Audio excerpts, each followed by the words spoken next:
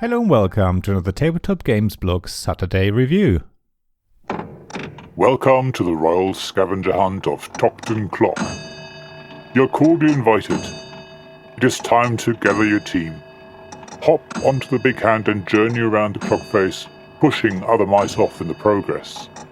Don't waste any time though, because when the clock strikes midnight, the hunt is over.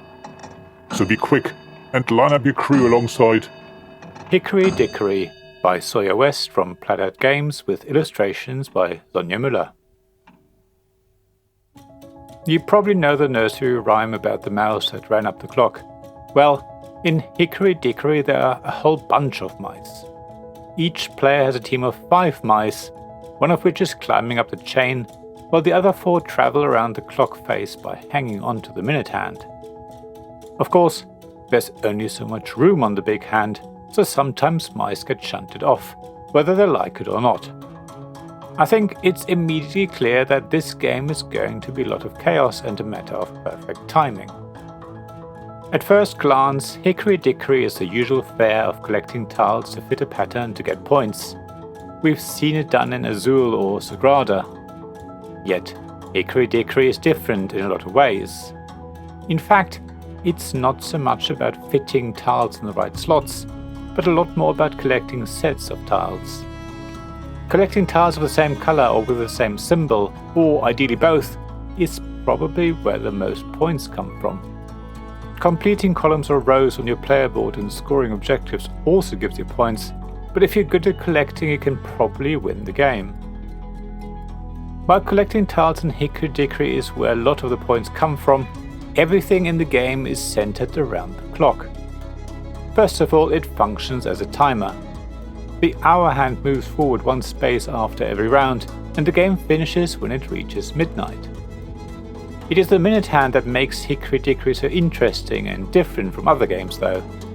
It rotates around the clock face 5 minutes at a time, from number to number, and picks up or drops off mice. There's only space for 5 standard sized mice though, while the scavenger mouse takes up 2 spaces. So if 2 scavengers are on the minute hand, there's only room for 1 normal sized mouse.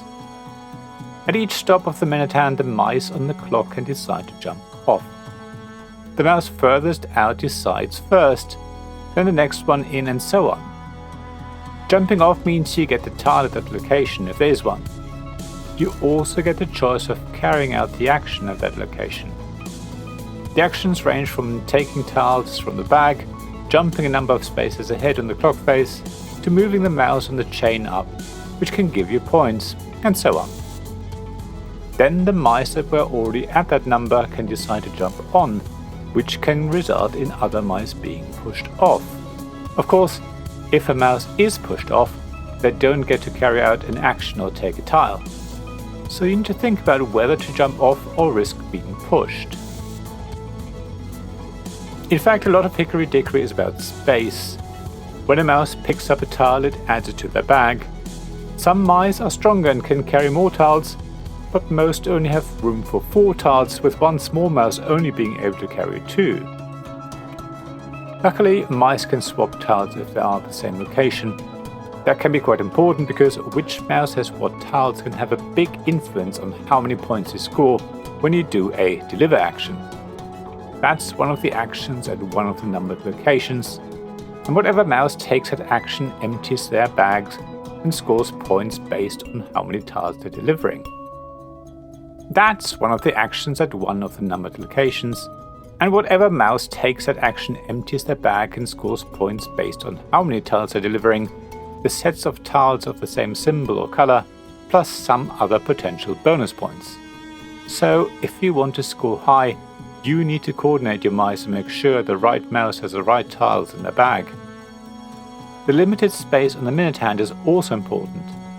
If you're at the front, you will most likely want to jump off to claim a tile and do an action, but sometimes you want to remain, because the mouse needs to continue its journey around the clock face to get to a more favorable tile or action space.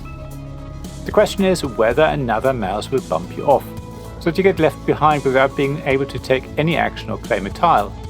It's a tough decision. That combination of always having to worry about space and timing is what makes Hickory Dickory such a wonderful brain burner of a puzzle. You also need to try and collect tiles to fill columns and rows on your player board.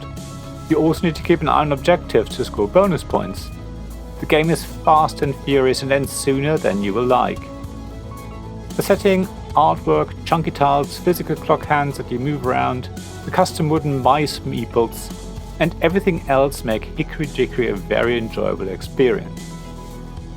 While I would say that it is a family-friendly game, it is often also very cutthroat.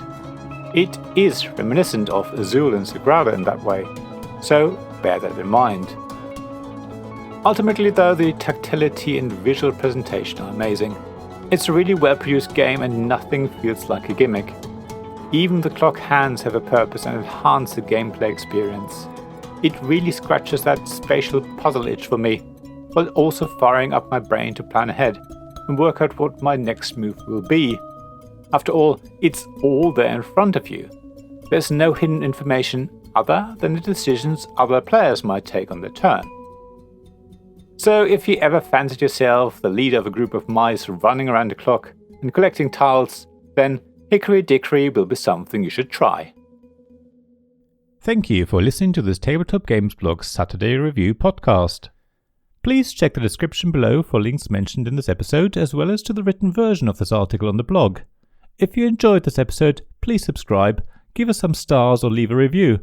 Please also tell your friends about me, and if you want to offer financial support, check out my Patreon and Ko-fi pages, links to which you'll find in the blog at tabletopgamesblog.com. So thank you again for listening, and I hope to see you again soon. This podcast was made possible by the generous help of my supporters.